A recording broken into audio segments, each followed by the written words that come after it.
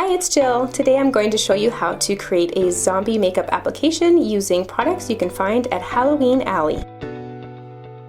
To begin this makeup application, I apply a makeup primer all over my model's face. Next, you're going to see me applying this prosthetic scar on my model's face. However, I did cut the actual wound on the prosthetic carefully, but not all the way through.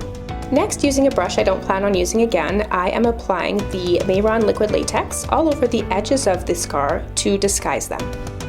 As the liquid latex is drying, I am carefully opening the wound just to create a nice open flesh.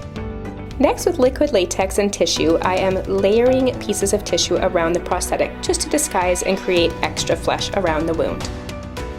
Using the Mehron grease paint in color gray, I am liberally painting all over my model's face. I'm blending over the lips and bringing it down on the neck as well. Next, I'm using eyeshadow in the colors of browns and ashy greens all around my model's eyes and face to contour, but also to create the base for the zombie decaying skin.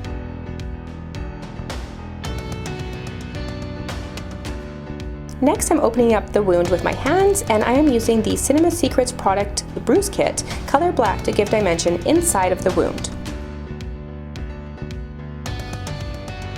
Next, you'll see me going back into the eyeshadows, and I'm using the browns and the ashy greens once again just to create more depth all over the face or where I see fit.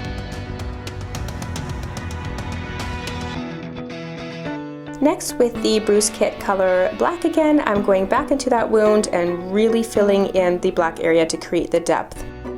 Continuing to use the same product, I am grabbing my stipple sponge and stippling all over the face. This is to create decay and rotting flesh wherever I see fit. Still using the same Bruise Kit, I'm going to use the red color and actually paint right inside of the scarring as well to start the bloody part.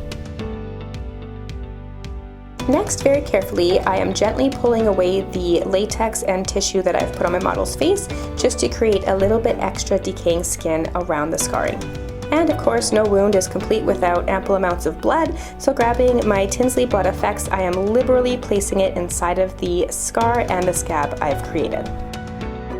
Using more of the Tinsley Blood FX, I've created a head wound on my model's forehead by just placing the product liberally on her forehead. The nice thing about the Tinsley Blood FX is it does dry exactly as applied and really creates that dripping effect without dripping.